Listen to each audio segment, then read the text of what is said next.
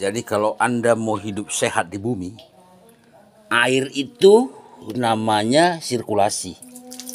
Jadi pada saat kita membersihkan lantai seperti ini dan menyiram kembang-kembang ini, air ini masuk ke dalam tanah.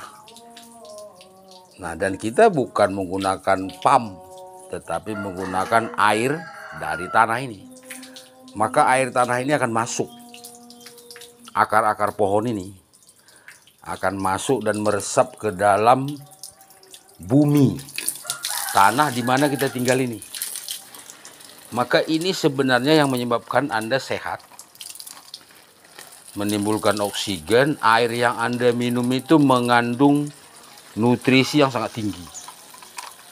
Karena akar pohon ini membersihkan air ini. Nah, masuklah ke dalam tanah ini. Dan ini dilakukan secara terus-menerus di rumah Anda. Sekarang bagaimana rumah Anda sekarang? Apa seperti ini? Jawabannya hampir 60% tidak. Maka Anda kena penyakit kanker, stroke, ginjal. Kadang-kadang Anda hidup itu gelisah. Karena sebenarnya air inilah yang menyebabkan metabolisme tubuh itu sempurna. Makanya apa yang dikatakan oleh Tuhan, cintailah alam ini. Karena akar tanaman ini dari berbagai jenis ini menghasilkan obat nabati yang bisa masuk ke dalam sumur kita di belakang itu. Dan besok ini kita naikkan lagi dengan menggunakan pompa air, maka dia berulang. Jadi walaupun kemarau panjang, rumah Anda itu nggak mungkin sumurnya kering. Karena air itu yang dari hujan dan yang kita siram ini tidak pergi. Dia hanya berevolusi, berpindah, sebagian menguap di tempat ini. Dan lingkungan yang ada di sekitar rumah ini, dari tempat ini kita buat kebun. 30 meter dari rumah ini kita buat kebun. Kebun-kebun sekitar rumah kita. Inilah yang akan dilakukan oleh kerajaan Yesus di akhir zaman. Makanya banyak kota-kota akan kita hancurkan. Perumahan-perumahan akan kita hancurkan. Karena itu tidak membuat Anda dan keturunan Anda bahagia di sana. Kami sudah tahu. Maka kalau banyak tanah bergerak, hancur.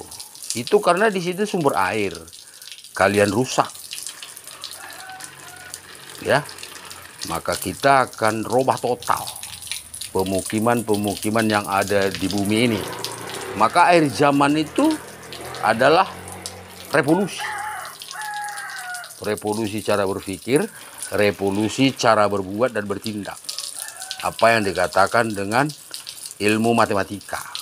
Karena ilmu tertinggi di muka bumi ini sebenarnya matematika.